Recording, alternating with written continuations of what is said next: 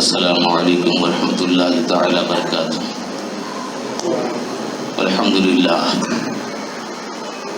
للہ رب العالمین والعاقبۃ للمتقین والصلاۃ والسلام علی سید المرسلین وعلی آلہ واصحابہ اجمعین، اما بعد فاعوذ باللہ من الشیطان الرجیم، بسم اللہ الرحمن الرحیم۔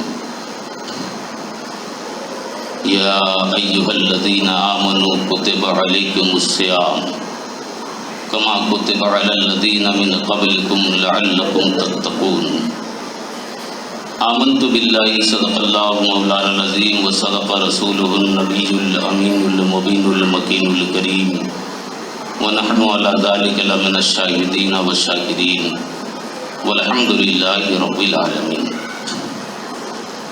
معزز مسلمان کرام، آیت مذکورہ کی روشنی میں کچھ عرض کرنے کی جرات کروں کہ اشتر عقیدت و محبت کے ساتھ حضور سرور کائنات فخر موجودات احمد مصطفیٰ محمد مصطفیٰ صلی اللہ تعالی علیہ وسلم کی بارگاہ علی جاہ میں ہدیہ درود پاک پیش کریں۔ اللہم صلی علی سیدنا مولانا محمد وعلی آل سیدنا مولانا محمد معدن الجود والکرم، بارک وسلم، صلاۃ و سلام علیک یا رسول اللہ، صلاۃ و سلام علیک یا حبیب اللہ، صلی اللہ علی النبی الامی وآلہ صلی اللہ تعالی علیہ وسلم۔ سب سے اعلیٰ و اولیٰ ہمارا نبی، سب سے اعلیٰ و اولیٰ ہمارا نبی، سب سے بالا و اعلیٰ ہمارا نبی، سب چمک والے اجلوں میں چمکا کیے، سب چمک والے اجلوں میں چمکا کیے، اندھے شیشوں میں چمکا ہمارا نبی، اندھے شیشوں میں چمکا ہمارا نبی، اور سارے اچھوں میں اچھا سمجھیے جنہیں، سارے اچھوں میں اچھا سمجھیے جنہیں، ہے اس اچھے سے اچھا ہمارا نبی، سارے اونچوں میں اونچا سمجھیے جنہیں، سارے اونچوں میں اونچا سمجھیے جنہیں، ہے اس اونچے سے اونچا ہمارا نبی، اور کون دیتا ہے دینے کو منہ چاہیے، کون دیتا ہے دینے کو منہ چاہیے، دینے والا ہے سچا ہمارا نبی۔ مکتے میں سرکار اعلیٰ حضرت امام محمد رضا خان فاضل بریلوی علیہ رحمت و رضوان آپ لکھتے ہیں کہ غمزدوں کو رضا مزد دیجیے کہ ہے، غمزدوں کو رضا مزد دیجیے کہ ہے، بے کسوں کا سہارا ہمارا نبی، بے کسوں کا سہارا ہمارا نبی، سب سے اعلیٰ و اولیٰ ہمارا نبی، سب سے بالا و اعلیٰ ہمارا نبی۔ اللہ تبارک و تعالیٰ کا لاکھ لاکھ شکر، ہزاروں احسان، کروڑوں فضل کہ اس نے ہمیں اور آپ کو اپنے پیارے محبوب محمد صلی اللہ علیہ وسلم کی امت میں پیدا فرمایا۔ لاجواب رسول، بے مثال پیغمبر، بے مثال حبیب کے صدقے میں ہمیں اللہ تعالیٰ نے عظیم عظیم نعمتوں سے نوازا، بیش بہا نعمتوں سے اللہ نے اپنے حبیب کے صدقے میں ہمیں نوازا۔ انہی نعمتوں میں یہ ماہ مبارک رمضان المبارک شریف کا متبرک مہینہ، جو مغفرت اور رحمت اور جہنم سے نجات کا مہینہ، یہ مہینہ بھی ہمیں اور آپ کو میسر آیا آقا صلی اللہ تعالی علیہ وسلم کے صدقے میں، یہ مبارک مہینہ بھی ہمیں آپ کو نصیب ہوا۔ اللہ تبارک و تعالیٰ کا ارشاد ہے، یا ایھا الذین آمنوا کتب علیکم الصیام، اے ایمان والو تم پر روزے فرض کیے گئے، کما کتب علی الذین من قبلکم، جیسا کہ تمہارے اگلوں پر فرض کیے گئے، لعلکم تتقون، تاکہ تم تقوی والے بن جاؤ، پرہیزگاری والے بن جاؤ۔ اور یہ ماہ مبارک دوسری جگہ قرآن نے کہا، شہر رمضان الذی انزل فیہ القرآن، رمضان کا وہ مبارک مہینہ جس میں قرآن پاک نازل ہوا، ہدی للناس بینات من الہدی والفرقان، لوگوں کی ہدایت کے لیے روشن بیانات پیش کرنے کے لیے فمن شہد منکم فلیصمہ، تو تم میں سے جو کوئی اس مہینہ کو پائے فلیصمہ، تو وہ روزہ رکھے۔ اللہ تبارک و تعالی نے ہمیں عظیم بیش بہا نعمتوں سے نوازا، اور یہ مبارک مہینہ نفل پڑھے تو فرض کا ثواب، اور ایک فرض کی نماز ادا کرے تو 70 فرضوں کا ثواب اللہ تعالیٰ فرماتا ہے۔ سبحان اللہ، یہ نعمت نہیں تو کیا ہے؟ نعمت نہیں تو کیا ہے؟ اور مہینے میں اگر نفل پڑھے تو نفل ہی کا ثواب، مگر واہ ماہ مبارک تجھ میں اگر ہم نفل نماز پڑھیں تو ہمیں فرض نماز کا ثواب ملتا ہے۔ ایک نیکی اگر کوئی کرے تو نبی فرماتے ہیں 70 نیکی کا ثواب۔ یہ اس مہینے کی فضیلت ہے، اس بابرکت مہینے کی یہ فضیلت ہے۔ اللہ تبارک و تعالیٰ کا ہزارہ کروڑوں لاکھوں اربوں شکر اس پروردگار کا، اس نے ہمیں آپ کو زندہ اور سلامت رکھا، تو اس کے حبیب صلی اللہ تعالیٰ علیہ وسلم کی لائی ہوئی نعمتوں سے اللہ نے ہمیں اور آپ کو سرفراز فرمایا۔ روزہ لغوی معنی آپ سماعت کر چکے، رکنا، یوں ظاہر میں کھانے پینے جمع سے رک جانے کا نام روزہ۔ قرآن کہتا ہے لعلکم تتقون، تاکہ تمہیں تقوی والا بنا دیا جائے، پرہیزگاری والا بنا دیا جائے، متقی بنا دیا جائے۔ یہ تقوی کیسے آئے گی؟ یہ صرف روزہ نہیں کہ ہم پیٹ کا کھانے پینے سے پیٹ کو باز رکھ لیے، مگر زبان سے غلاظت بکتے رہے، کان سے گندگی سنتے رہے، آنکھوں سے غلط چیزوں کو دیکھتے رہے، ہاتھوں سے غلط کردار اپناتے رہے، قدموں سے غلط روی کی طرف ہم چلتے رہے، تو کیا میرا روزہ کامل ہوگا؟ ہرگز نہیں کامل۔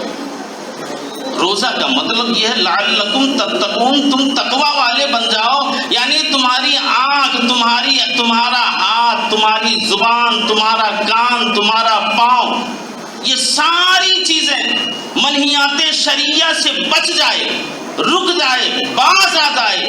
زبان جھوٹ بولنے سے، گلا و شکوہ کرنے سے، غیبت و چغل خوری سے اگر باز آ گیا، کان سننے، غیبت و چغل خوری کی سماعت سے باز آ جائے، آنکھیں بری چیزوں کو دیکھنے، کسی کی طرف غلط نظروں کی نگاہ اٹھانے سے باز آ جائے، ہاتھ غلط چیزوں کے طرف اٹھنے سے باز آ جائے، قدم غلط سے رک جائے، تو اس وقت ہمارا روزہ کامل اور مکمل ہو سکتا ہے۔ پھر ہم تقوی کی طرف جا سکتے ہیں، جس کے بارے میں قرآن نے کہا لعلکم تتقون، تاکہ تم متقی اور پرہیزگار بن جاؤ۔ سال کے 11 مہینے، یہ 12واں مہینہ رمضان المبارک پریکٹس کرایا جاتا ہے۔ مومنوں، ایمان والو، اللہ سے محبت کے دعوے داروں، رسول اللہ کے کلمہ طیب لا الہ الا اللہ محمد الرسول اللہ کے پڑھنے والوں، دعوی محبت اس وقت کامل نہیں ہے جب تک کہ تم میں تقوی نہیں آ جائے، پرہیزگاری نہیں آ جائے، اپنے آپ پر تم انحصار نہیں کر لو، اللہ رسول کو راضی نہیں کر لو۔ جب بھی انسان میں تقوی ہے تو اللہ کی رضا ملے گی، اللہ کی خوشنودی حاصل ہوگی، رسول اللہ کی خوشنودی حاصل ہوگی، اور جب اللہ رسول کی خوشنودی حاصل ہوگی تو پھر ہمارا ٹھکانہ جنت ہی ہوگا، ہمارا ٹھکانہ جنت ہوگا۔ تو ایک مہینہ پریکٹس کرانے کے بعد مذہب اسلام ہمیں 11 مہینہ اسی سانچے میں ڈھل کے زندگی گزارنے کا سلیقہ دیتا ہے، شعور دے رہا ہے، جو قرآن ایک عظیم آقا صلی اللہ تعالیٰ علیہ وسلم پر نازل ہوا، یعنی معجزہ بن کر آیا پیارے آقا محمد الرسول اللہ صلی اللہ تعالیٰ علیہ وسلم پر آئین زندگی بتانے کے لیے۔ نمونہ زندگی بن کر قرآن پاک ہم پر نازل ہوا. ہدی للناس بینات من الہدی والفرقان. بہت سارے حصے یضل بہ کثیرا ویہدی بہ کثیرا. یہی قرآن ہے کہ جسے بہت پڑھ کے گمراہی کی راہ چلے گئے اور بہت سارے راہ ہدایت بھی اختیار کر لی. یہی قرآن ہے کہ جس قرآن کو حضرت زبیر بن مطعم، عرب کے بہت بڑے فصیح و بلیغ انسان کا نام تھا زبیر بن مطعم، آقا صلی اللہ تعالی علیہ وسلم کی بارگاہ عالی جاہ میں گیا. آپ فجر کی نماز پڑھ رہے تھے. فجر کی نماز میں سورہ طور کی تلاوت ہو رہی تھی. زبیر بن مطعم وہ آپ صلی اللہ تعالی علیہ وسلم کے قرآن پاک کی تلاوت کو سماعت کرتا ہے. اسے اپنی فصاحت و بلاغت پر بڑا فخر حاصل تھا، اپنے علم پر بڑا ناز تھا، فصیح و بلیغ ہونے پہ بڑا کبر تھا. مگر جب نبی پاک صلی اللہ علیہ وسلم کی بارگاہ عالی جا گیا، مصطفیٰ فجر کی نماز پڑھ رہے ہیں، قرآن پاک کی تلاوت ہو رہی، سورہ طور کی تلاوت. جب یہ آیت کریمہ آیا ان عذاب لربک، یہ آیت کریمہ کو جب وہ زبیر بن مطعم سنتا ہے، اس کا بیان ہے کہ دل دہل گیا، کلیجہ کانپ اٹھا، جسم کے رونگٹے کھڑے ہو گئے، ہر جسم کا گوشہ ہل گیا اللہ کے عذاب اور خوف سے. راوی نے لکھا کہ زبیر بن مطعم قرآن پاک کی آیت کریمہ مصطفیٰ جان رحمت صلی اللہ تعالی علیہ وسلم کی زبانی جو سماعت کی، اس سماعت پر جب اسے دہشت اور خوف طاری ہوا اللہ تعالیٰ کے عذاب کا، اللہ کی خشیت کا، تو مصطفیٰ کے قدموں میں گیا، مشرف اسلام ہو گیا. سبحان اللہ. آقا نے پڑھایا کلمہ طیب لا الہ الا اللہ محمد رسول اللہ صلی اللہ تعالی علیہ وسلم. یہ قرآن کا اعجاز ہے. قرآن یہ وہ کتاب ہے جس کتاب کو ہمارے اور آپ کے آقا جناب محمد رسول اللہ صلی اللہ تعالی علیہ وسلم صفہ پر، جو آپ کا مدرسہ ہے، اس صفہ پر جو ہے سو آپ قرآن کی تعلیم دیتے تھے. تعلیم حاصل کرنے والے طالب علموں کی عمر کی قید نہیں تھی. کوئی 80 سال کے بوڑھے تھے تو کوئی 15 سال کا 20 سال کا جوان بھی اس میں نظر آ رہے تھے. 60 سال والے بھی تھے اور 45-40 سال کی عمر والے بھی تھے. اور وہ قرآن پاک کی تعلیم کو صبح جو چبوترا ہے مصطفیٰ جان رحمت صلی اللہ تعالی علیہ وسلم کا چبوترا تھا، وہاں آپ قرآن کی تعلیم دے رہے تھے. قول حق قرآن ہے، قول پیغمبر ہے حدیث، اہل دل کے واسطے تقریر ہے، دونوں کی. اللہ تبارک و تعالیٰ نے ہمیں عظیم کتاب عطا فرمایا، محکم کتاب عطا فرمایا. آئین زندگی کے لیے، نمونہ زندگی کے لیے ہمیں بہترین کتاب اللہ نے اپنے نبی محمد رسول اللہ صلی اللہ تعالی علیہ وسلم پر نازل فرما کر ہمیں عطا فرمایا. جس قرآن پاک کے حافظ، جس قرآن پاک کے قاری، جس قرآن پاک کے عامل، جس قرآن پاک کی پڑھنے اور سننے سمجھنے والے، جس کے بارے میں آقا نے فرمایا کہ 1 حرف پر 10 نیکی ہے، تو اگر کوئی 3 پڑھا تو 30 نیکی ہے، 5 پڑھا تو 50 نیکی ہے، 10 پڑھا تو اسے 100 نیکی ہے، 20 پڑھا تو 200 نیکیاں ہیں. اس طرح نیکی کا انبار ہے جس قرآن پاک کی تلاوت پر. اسی قرآن کا ایک عامل ہے، قرآن پاک کا قاری ہے، قرآن پاک کا حافظ ہے. ہم نے اس سے پہلے حدیث سنایا تھا، الصیام والقرآن فیشفعان. قرآن اور روزے یہ دونوں کے دونوں قیامت کے دن بندوں کی شفاعت کریں گے. یہ شفاعت میدان حشر قائم ہوگا، انسان نفسی نفسی کے عالم میں ہوگا. من ذا الذی یشفع عنده الا باذنہ. قرآن پاک میں آیا کسی کی جرأت و ہمت نہ ہوگی جو اس رب ذوالجلال کی بارگاہ میں جائے اور شفاعت پیش کرے. انسان سبات نیزے پر آسمان زمین تابع کی ہوگی. گرمی کی اور تپش کا عالم یہ ہوگا کہ کسی کے حلق تک پسینہ، کسی کے سینے تک، کسی کے کمر تک، کسی کے گھٹنے تک، کسی کے ٹخنے تک کوئی اپنے پسینے میں ڈوبتا ہوگا. ایسے عالم میں اگر شفاعت کا عذر بھی ملے گا تو ہمارے اور آپ کے آقا محمد رسول اللہ صلی اللہ تعالی علیہ وسلم آپ کا ہی مقام و مرتبہ ہے کہ آپ سب سے پہلے رب کی بارگاہ شفاعت کا عریضہ پیش کریں. سبحان اللہ. اور جب آپ کی شفاعت پیش ہوگی پہلے، پھر اس کے بعد انبیاء سابقین کی شفاعت پیش ہوگی. وہیں علماء کی شفاعت پیش ہوگی، غوث اور قطب کی شفاعت پیش ہوگی، ابدال کی شفاعت پیش ہوگی، وہیں حافظ قرآن کی شفاعت پیش ہوگی۔ روایتوں میں آیا کہ ایک عابد اور ایک حافظ قرآن، ایک عالم بعمل پرسرات ہوگا۔ پرسرات کے قریب جب جائیں گے، عابد کو کہا جائے گا تم نے زندگی میں میری عبادتوں میں اپنے نیند کو خراب کی، میری بندگی میں تو نے سویا نہیں، میری بندگی میں تو نے زندگی کی لطف نہ اٹھا ہے، اس لیے آج تمہیں اجازت دی جاتی ہے پرسرات سے پار کر جا، میری جنت میں چلے جا، جو بھی چاہو استعمال کرو، جو چاہو کھاؤ، جو خواہش تمہیں تکمیل کی جائے گی۔ عابد چلا جائے گا، مگر وہیں ایک عالم بعمل ہوگا، حافظ قرآن ہوگا، قاری قرآن ہوگا، اسے کہا جائے گا ٹھہر جا، رک جاؤ۔ عابد کو کہا گیا چلے جاؤ، حافظ کو کہا گیا رک جاؤ، عالم بعمل کو کہا گیا ٹھہر جا۔ مولا ٹھہرنے کا مقصد یہ ہے کہ ان کے جو محبین ہیں وہ بھی اس کے ساتھ جائیں گے، ان سے جو محبت والے ہیں وہ ان کے ساتھ جائیں گے۔ حافظ قرآن کو کہا جائے گا تمہیں بھی جانے کی اجازت ہے، جب یہ چلنے کی اجازت کرے گا، ارادہ بنائے گا، کہا جائے گا ٹھہر جا، کہا مولا آپ کیوں رکو؟ کہا رکو اس لیے کہ جو تم سے محبت کرتا اسے ساتھ میں لے جا، جو جس نے تمہاری مدد کی اس کے ساتھ لے جا۔ اب تو ادھر سے کوئی کہے گا میں نے پانی پلایا، کوئی کہے گا میں نے وضو بنانے کو دیا، کوئی کہے گا جب آپ اس منزل میں تھے، جب آپ کی تنگ دستی آپ کو پریشان کر رہی تھی، اس وقت میں نے آپ کی مدد کی تھی، میں بھی آپ کے ساتھ کھولوں گا۔ اب تو اپنے خاندان والوں کے ساتھ سب کی سفارش کراتا ہوا، ان مددگاروں کو سفارش کراتا ہوا آگے کی اور بڑھے گا، پل صراط سے گزر جائے گا، جنت کے دروازے پہنچے گا۔ جنت کے دروازے پہنچنے کے بعد دیکھے گا حافظ قرآن کا جنت ہی نہیں ہے، اس کا محل نہیں ہے، واپس رب کی بارگاہ آئے گا، مولا میرا محل نہیں ہے، میرا محل نہیں ہے۔ رب ارشاد فرمائے گا میرے حافظ قرآن، جس قرآن نے تمہاری سفارش کی ہے تیرا محل نہیں ہے، جا میرے جنت کے دروازے چلا جا اور وہاں سے قرآن کی تلاوت شروع کر، پڑھتا جا، پہلا پارہ سے 30ویں پارے تک پڑھتا جا، پھر پلٹ کے دیکھ تمہارے جنت کے دروازے ہیں کہ نہیں، جنت کے محلات ہیں کہ نہیں۔ حافظ قرآن پڑھتا گیا، پلٹ کے آیا، دیکھا حافظ قرآن کا، یہ حافظ قرآن کا، یہ محل حافظ قرآن کا، یہ محل حافظ قرآن کا، یہ محل حافظ قرآن کا۔